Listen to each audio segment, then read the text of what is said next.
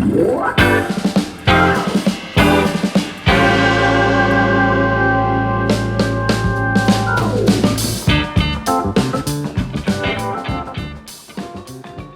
to another episode of Make Music Happen, a podcast brought to you by the Songbirds Guitar and Pop Culture Museum. I'm one of your hosts, John Dooley. And I'm your other host, Charlie Moss. Today we're talking to special effects and makeup artist Greg Nicotero. He's known for his work in movies like Scream, Evil Dead 2, and Day of the Dead, and TV shows like Creepshow, and most notably, The Walking Dead. And we hear you, Halloween was last month, but hey, zombies and blood spattering aren't just for October. Let's extend the celebration through the holiday season. Listeners, you may be asking yourself, what does Greg Nicotero have to do with music? Not a lot of people know this, but Greg is a musician, specifically a guitarist. Yeah, he's also part owner in Nick and Norman's, the restaurant here in the Choo Choo campus alongside the museum. He's come up and checked out the collection. He got to play a gold top or two. I was just in awe of some of the things that you guys had on display there. Just from a collectible standpoint and a historical significance standpoint. He's also on Instagram, and if you're not following him, you should. He has videos of him playing his guitars, and he's also got a band, so you can check out some of his performances on there. But before we get to all that, we're going to take a small break and hear from the executive director of the Songbirds Foundation, Reed Caldwell.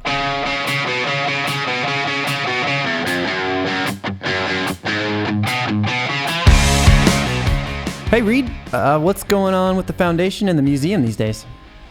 A lot. I mean, we've got a new program manager starting soon. It's gonna be pretty great. She's a certified music therapist, and it's gonna just really be awesome to have somebody like that on staff who can really help further the Guitars for Kids program. Got tons of new exhibits coming. That's awesome. We're also doing a lot of work in the museum, getting some new exhibits installed. We're also working to get the vault reopened so people can tour that. That should open in January. And speaking of the vault, we've got a lot of great vault sessions coming up. For those of you who don't know, the Vault Sessions is our web series where we pair amazing vintage and rare guitars with celebrity talent and see what kind of stories come out of it. You can find that on YouTube under the Songbirds Foundation channel. We've released a bunch of cool ones recently. We had a great interview with Norman Blake we did numerous years ago, and we released parts of it. I guess what was that, 3 years ago? Yeah, it was in 2018. And people have been just dying to see all of it. So we released the whole hour and 30 minutes of it. Maybe it was last week.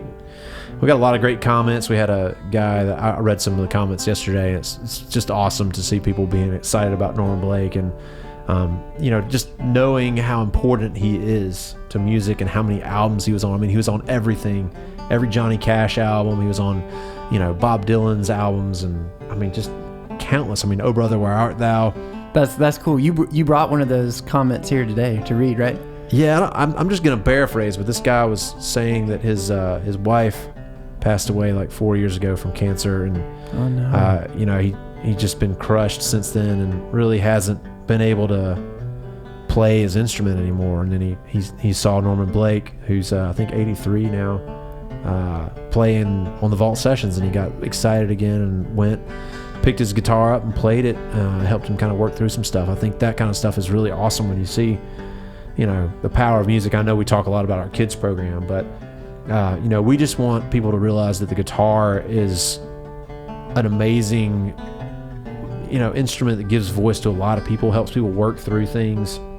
Yeah, really the therapy side of it. That's awesome. Yeah, it's just kind of amazing. That just really hit me in the feels, Yeah. It's just a great thing to know that there's people out there that are seeing content that we're creating and being inspired in some way to pick up a musical instrument, because our main goal here at the foundation is to encourage everyone to pick up a guitar and play, because it's an important part of life. Music is a great communication tool, a great therapy tool, just a great tool to be able to blow off some steam and deal with the stresses of everyday life. And we got a lot of that. We got a lot of stresses these days, and it's just really nice to have that avenue there. Well said. Thanks for stopping by. Yeah. Thanks for having me.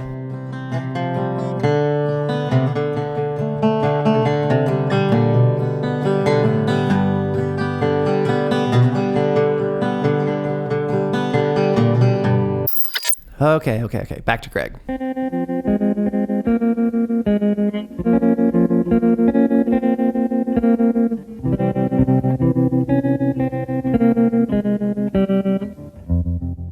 John, I can't tell you how excited I was about chatting with Greg. I mean, the guy's known for his work in the horror movie genre, but he's also worked on a few Quentin Tarantino movies like Kill Bill Volumes 1 and 2, Django Unchained, and Once Upon a Time in Hollywood. He did special effects makeup for TV shows like Deadwood, Breaking Bad, and Preacher. The guy's been in the industry for almost 40 years.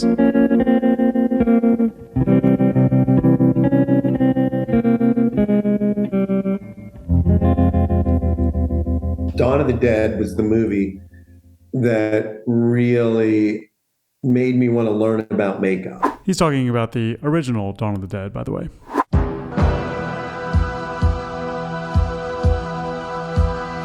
Because the zombie bites and the exploding heads, and that sort of instantly made me a lifelong fan of horror movies.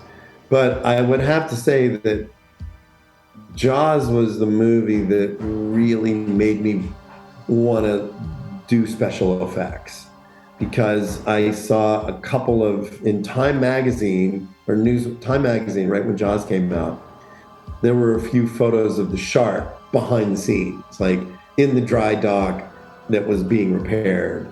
And I wanted to learn more about the people that built the shark.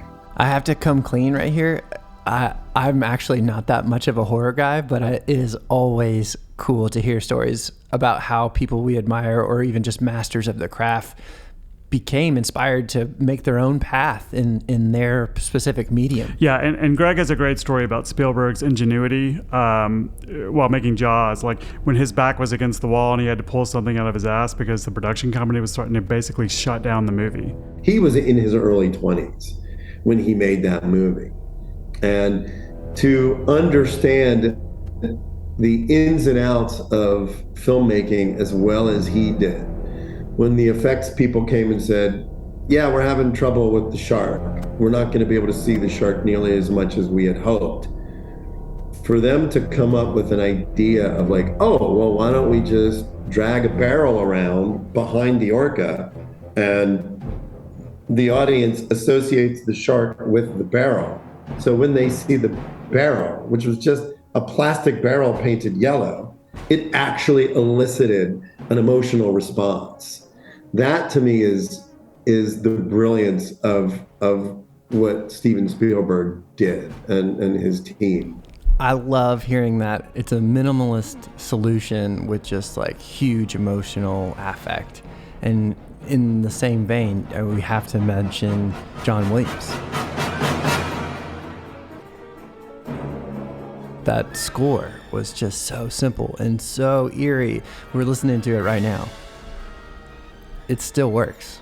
Speaking of music, John, even though I nerded out with Greg about Evil Dead 2 and some other horror stuff, we did talk about how music plays a role when he's writing or working on one of his monster creations. I know when I've been writing, there's been times where I will listen to soundtracks. I'll listen to Christopher Young soundtrack from Hellraiser or something. I love horror soundtracks, and I love all soundtracks, actually.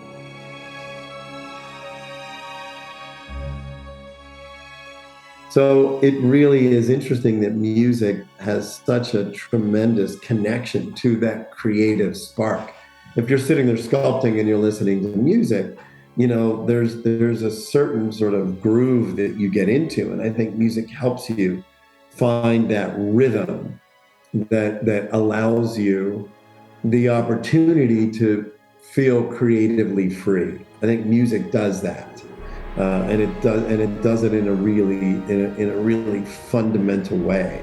Yeah, this absolutely resonates with me. I know it resonates with other people working in creative fields. It's music in this way, like a passive inspiration while you're creating, is often a thing that can get you unstuck. Yeah, actually, I've got experience when I write too. It's hard for me to listen to music with words, but my go-to also is like movie soundtracks. And so depending on my mood and what I'm writing, like creatively, I'll pick a soundtrack that's either super dramatic or, scary or sad if it needs to be. And it always helps kind of like push me through. Yeah, real quick, what's a go-to? Honestly, one of my favorite soundtracks is The Road by Nick Cave and Warren Ellis.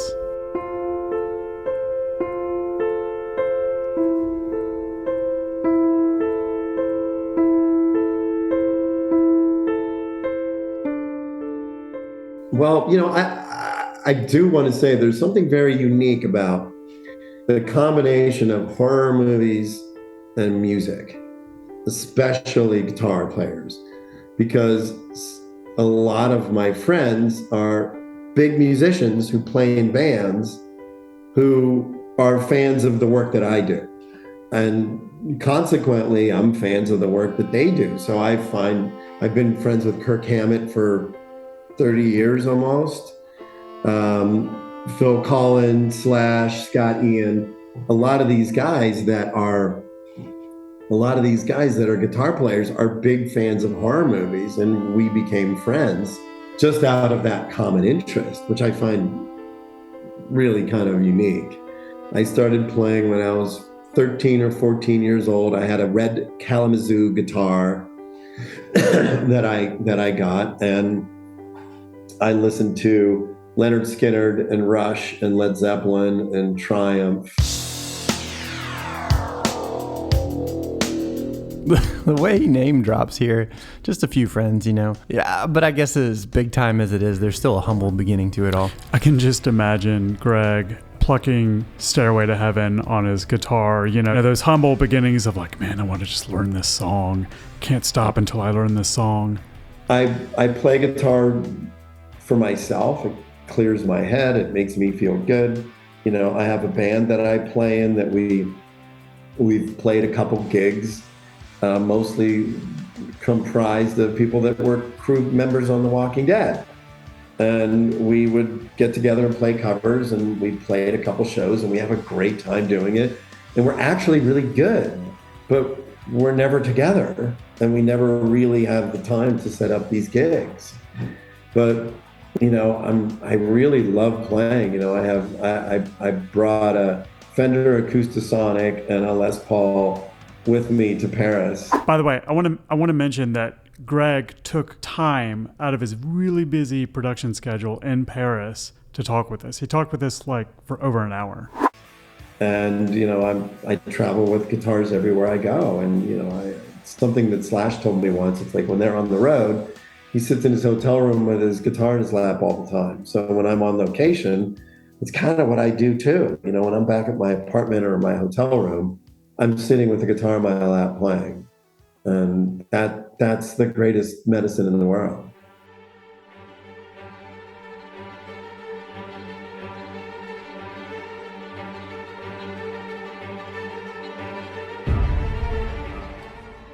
John, did you ever watch The Walking Dead, or did you ever read any of those comics? Yeah, I got hooked on the comics pretty early on, and I was a devoted fan for 3 or 4 seasons, and then I just kind of lost momentum with it. Yeah, I don't watch it anymore. I think I stopped around season 7 or so. It's just too hard to keep up with all the shows available to stream now, so I kind of forgot about it. But I remember seeing the first teaser for the show 12 years ago and just being so excited. And that teaser, there's the song that The Sun Ain't Gonna Shine Anymore by the Walker Brothers plays in that teaser, and it's just a great juxtaposition to like what's going on screen with zombies all around and Rick riding around on a horse, being chased by zombies, folks shooting zombies in the head. I've always really liked that song, but when that teaser came out, it just put it into a whole new context. Loneliness is a cloak you wear. Oh yeah, I totally remember that. What a hype way to open an era, right? And now here we are at the end of 12 years later. When's the finale, by the way? Yeah, it's airing November 20th, I believe. Oh man. So what are Greg's feelings about ending a show that he's been a part of for over a decade? Well, it was a really unique adventure. I mean, The Walking Dead opened so many doors for me. It allowed me because of Frank Darabont Darabont to direct, which I think was amazing. You know, I became an executive producer on the show. I launched Creep Show. You know, I'm currently producing the Daryl Dixon spinoff with Norman. So, you know, it's like The Walking Dead ended, but the saga continues, you know. And it was a great experience. It had its highs and it's had its lows. I remember being at a rap party one night and saying to the crew that people remember The Walking Dead the way they remember Twilight Zone or Star Trek or MASH. It will be TV shows that have changed history. And Walking Dead is one of those shows. Walking Dead is a show that changed history. And at the moment, you know, we're focusing on Walking Dead, but I know Greg has done more work than just horror. Yeah. He's done other genres for sure. When he formed his own company, K&B Effects Group, with Robert Kurtzman and Howard Berger, it was in the late 80s, right before Jurassic Park and the rise of CGI. So they were kind of caught in this sweet spot between like practical effects and computer generated effects. We got into it right at the right time. You know, I think if it had been 2 years later, we might have missed that big boom of prosthetic makeup effects films, because in the mid 90s, 95, 96, when Jurassic Park was done and The Abyss was done, that's when CGI really took off. So I think we got there right at the nick of time. Clever girl. I would also say that one of the things that really set us apart was the projects that we did. We didn't just do gore stuff. You know, one of our first movies was a film called Gross Anatomy, which we got in part because George Romero told Deborah Hill, who produced that movie, that I was pre-med and that I had taken anatomy classes in college and art classes in college and pre-med biology classes in college. And we got hired. It was a Disney movie about people going through medical school, but we made these cadavers. And the next thing you know, we're having a meeting with Kevin Costner, and he's looking at our portfolio and he sees the cadavers and he's like, wow, those are really realistic looking. And we got the job to build the buffalo for Dances with Wolves. So within 2 years of our company's inception, we went from doing a low budget horror movie to a Disney comedy drama to the best picture of 1989 or 1990, which was Dances with Wolves.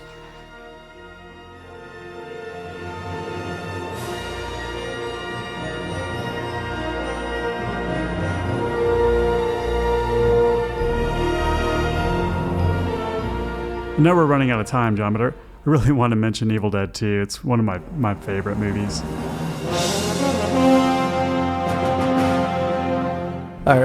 Is it going to do anything to our friendship when I tell you I've never seen it? I mean, it might. I think what you need to do, really, I mean, right after this, podcast, is you just need to go watch it. Okay, I'll report back.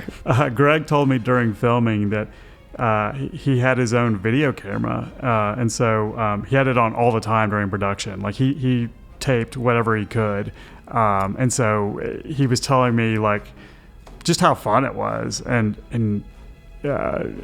man, it would have been fun to be on set with all those guys.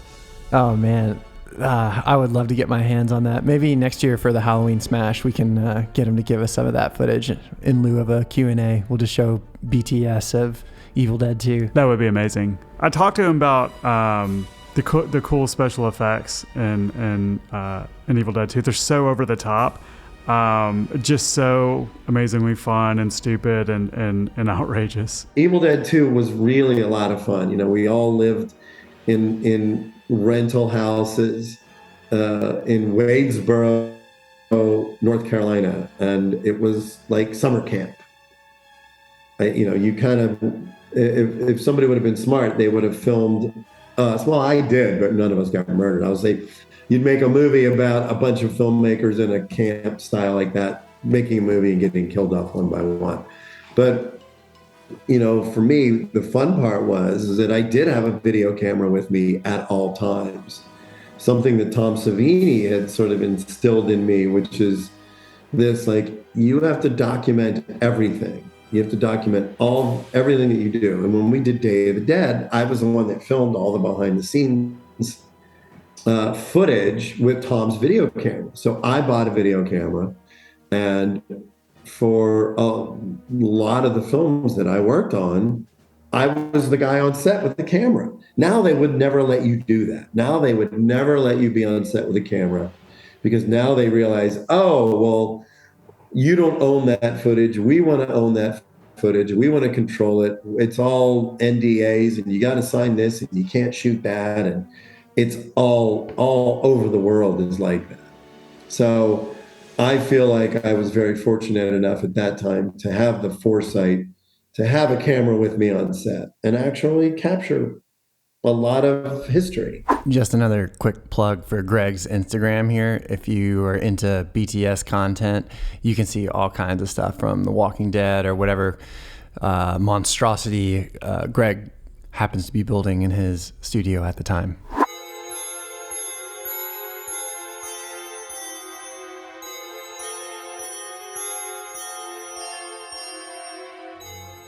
The Evil Dead 2 experience was really, really fun. It was so much fun to work on that movie. We were all young. We were all excited about working on the sequel to The Evil Dead, and I do think that the original movie, with its low budget trappings, really did have a gritty rawness to it. I think when we made Evil Dead 2, Sam had a lot more money, so everything looked a little more polished. And I think at that point, he was really kind of finding his voice as a filmmaker. So there were some funny gags in there. There were things that were a little more outrageous that didn't show up in the first Evil Dead film. And I think a lot of that was because that was stuff that inspired Sam, the eyeball, jumping on the Pee-wee head and the eyeball shooting across the room. That was a gag right out of a Three Stooges episode. We're not ordinary people. We're morons. It's sounding almost like comedy the way Greg's describing it. I can probably get through this one.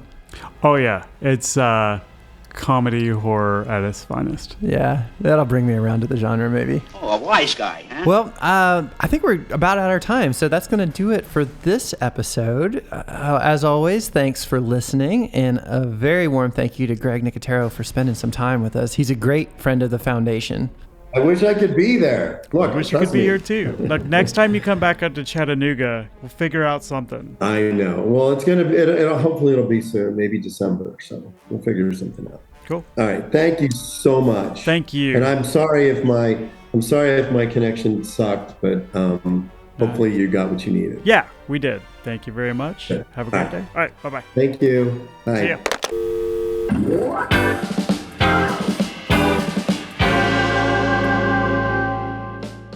And if you're curious about future events at Songbirds, just go to our website at songbirdsfoundation.org. Charlie, who else do we have coming up on the podcast? We've canned so many interviews for this podcast. We've got Emily Wolfe, speech from Arrested Development, the Shandellas out of Nashville, Richard Lloyd from television, Simon Tam from The Slants, and lots more. Yeah, so just keep an eye on our social media, and when we get them done, we'll put them out. Thanks for joining us. Bye.